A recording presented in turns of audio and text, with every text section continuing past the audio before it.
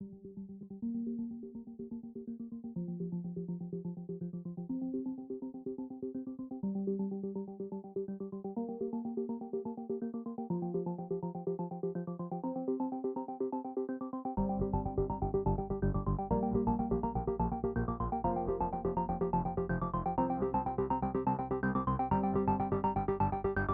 everyone, this is Jeff with Big Kip Stories, and we're here for another World Lore episode. I'm joined by my co-host Marshall. Hello, I'm Marshall, here to help out with lore. I play Keegan. And we're going to be covering some of the factions and gangs that you see in the Zarain Empire and around the city of Dusk Banter, as asked by some of our friends over at Friend and Foe Adventure Co. A lot of the gangs that you will see in the podcast and in the sessions will generally have names that tie them with monsters of old D&D or Pathfinder lore. Since we have a more modern setting, it's not as easy to find ways to sneak in a lot of dungeon monsters and fun things like that. So in these larger cities, these groups have become gangs that represent that. So for instance, the Moonrats, which show up fairly early in the show, they're all your kind of general street level punks that get drunk at bars, have dumb ideas, try to break into places, but they do have a centralized leader that is quite a bit smarter that kind of helps coordinate them just when they're out and about on their own. They're your standard kind of dumb gang trope. And the Moonrats, they are more local to the area where Bold Requisitions is, correct? Yes, yeah. They're the most local gang to where our heroes are stationed. The Moonrats' car is what the team was driving around briefly, and when they went to Selene, or the Summoning Circles, and the camper retrieval. Correct, yeah. The Moonrats got their expensive new car, which the loan was approved through Vancian Investments, that eventually the party did repo, and before returning, used it on a trip to the Selene Mountains, which it never returned. Let's talk about the Blink Dogs.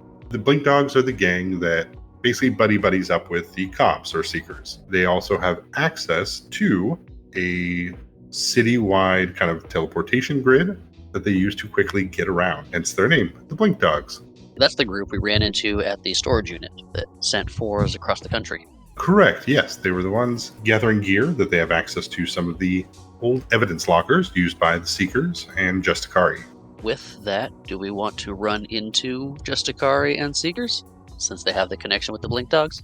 From the Blink Dogs, we can go to the Seekers. The Seekers are overall considered your police force of the Zarain Empire, of Dusk Banter and the surrounding districts that the players are in.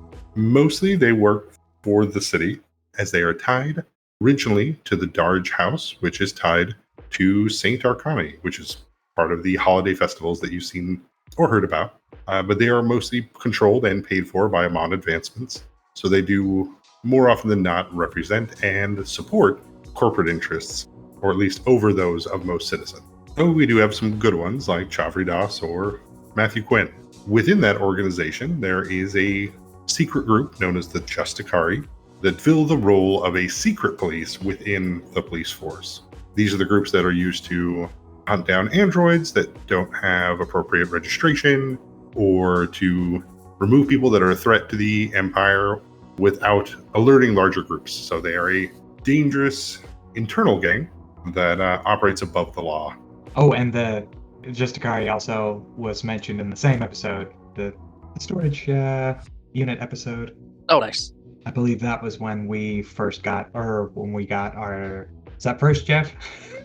our first little hint at the Justicari. I believe it was on the crate that I stole some stuff from. Yeah, they got referenced in Dash's Day Off episode, but yes. Oh, okay. Yeah, they were more officially recognized in Tours and Storage episode. Yep. And you got that equipment out of their box, right? Yeah. Justicari's probably got some really nice tech. Those two groups, the Seekers and the Justicari, are some of the longer standing groups in the world, dating back to early Big Campaign 3-ish times, changing over the years, but still being police. Yeah, I guess here would also be a good place to recognize a lot of Seekers that get disillusioned with the system but still want to be helpful, end up usually finding themselves pushed off into a couple of side groups. Either things like the Coyote Detectives, which are, as their name suggests, paid for hire private investigators hired by people to find information in a variety of things, either corporate-wise or for personal things. Or they get routed over, if they're more of the action-oriented types, to places like Applied Solutions or Banter Support. Banter Support being the smaller version of Applied Solutions. Imagine Applied Solutions is the brand name and chain of approved mercenary work, assassinations, and general mercenary-sponsored violence. And then Banter Support, if you haven't been paying attention, they're the ones that challenged us to a house war. Yeah, they're the ones who got flipped in the car, and they lost a lot of members in the first house war involving Arvori and Sangari. Run by Orion Storm. Keegan worked for them briefly, and by briefly I mean about 9 months or so. Back on street level, you've heard mention of groups like the Gelatinous Cubes, which are a gang that focuses more on picking through the trash and finding the detritus of the society and what they can kind of salvage for it, or whether for trade or their own profit. They're mostly a harmless gang. They're not really into either turf wars or things like that, but imagine they are a network of connected people that are the lower caste, kind of pushed down, that are always watching, always around, but generally not interacted with. Like little kid street gangs from New York. Just collecting stuff to make money. I don't think we've ever run across them, though, in the game. Just been mentioned. Mm-hmm. We'll touch on the Bodax next. Yeah, the Bodax are an inner city gang based after an old D&D undead monster that had a gaze attack that would kill you instantly. Hence their tattoos for the blacked over eyes. But think of them as the top shelf of low tier gangs. They take corporate work that doesn't need to be on the books, as opposed to like if you were okay with it, you would normally hire Applied Solutions. But if you want to make sure this is something that sneaks under the radar, you'd probably look at hiring the Bodax. Lucius has interacted with their leader quite a few times. The party has completed a quest for them as well. One of Forza's allies, or at least acquaintances, has also been accepted into the gang. And it is where we acquire the Punch Junction armor, as well as the compression suit. Mm-hmm. On the tech side of things, we do have the gang known as the Gargoyles, which is a little homage, of course, to the Snow Crash novel.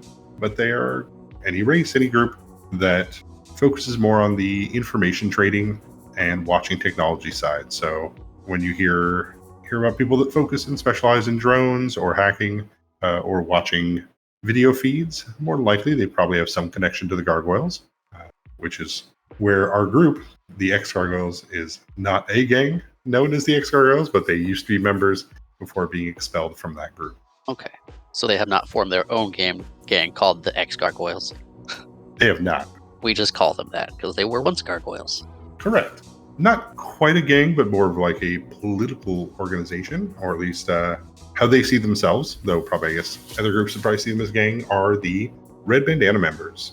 A group originally created in Big Campaign 2 by one of Jesse's old characters. They were made to be a group that was supposed to do 1,000 good deeds. Over the years, as corporations grew power and clerics and churches kind of faded in the background, as corporate expansion and greed kind of took over, they've become a more of an anti-corporate, pro-citizen anarchist group, not above resorting to violent action if need be to help take down especially egregious violations of people rights or humanoid rights. Yes.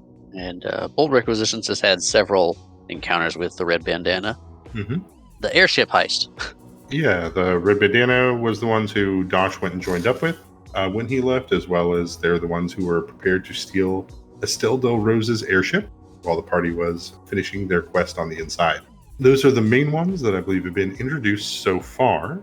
We do have a gangs moot coming up, which means a large group of gangs will be all meeting together, which our parties may or may not engage with, but I think they will. This is where we'll see groups like the Inevitable Gang, based after the mechanized law enforcers from the plane of Mechanus, as well as the gathering of the Goblin Gangs, though each Goblin Gang is different depending on which district you are in or go to, but each one is willing to declare that they are the head Goblin Gang and all the others are imitating them. They kind of fill a role similar to the Moonrats, but a little bit more in that fun Goblin way of they will do stuff for money. I really like the red caps. That made me smile. Yeah, so if we were to look around the districts towards the center of it, in kind of like the capital district of Duskbanter, their Goblin Gang is the Gobos. Over in the Arferi district, where Del Rose is, they're known as the Bugbears. In the smaller central district, known as Darge, Their goblin gang are the Hobgoblins. Over in the Sulane district, where the party allied with Ranger Sands temporarily. They're known as the Redcaps. In the Selene district, where the First House War was fought, they call themselves the Goblin Kings. Sounds like a fun little group. For now, that covers all the ones that have kind of been revealed and a few that haven't. There are, of course, other smaller gangs that will kind of come up and as we play, and as the gangs moot goes, new ones are allowed to join and other ones are removed. I'm trying to think other than that, Marshall, Yeah. any other groups you can think that we left out or need to be mentioned, or for our secret listeners, Jesse or Sean, you have anything you want to throw in on here? No, I just my head keeps on going to the Warriors. And before the gangs mood episode happens, I need to sketch up some gang logos because I think that'd be fun. Nice. But I can't think of anything that we haven't covered that is a glaring issue. Or yeah, glaring was it Jesse? Say something, Yeah. Jesse. I feel the same. Yeah, it's. I mean, I'm sure there's a lot more in Jeff's head about each of these groups and what's going on in the background whenever they're not on camera, because that's just how the world works. But nope, I think it's a pretty good summary. Alrighty, well then for now, hopefully that answers your questions, and I hope you enjoyed this episode of World Lore. Thanks for joining us. And Bye. we'll see you next time. Bye. Bye. Bye. I'm glad I could be here to make this all just a little bit more complicated. Don't forget to like, review, rate, subscribe, all that stuff. And of course, thanks for listening. Our intro and outro music is by Nihilor. The track's name is Aberration. Alright, bye!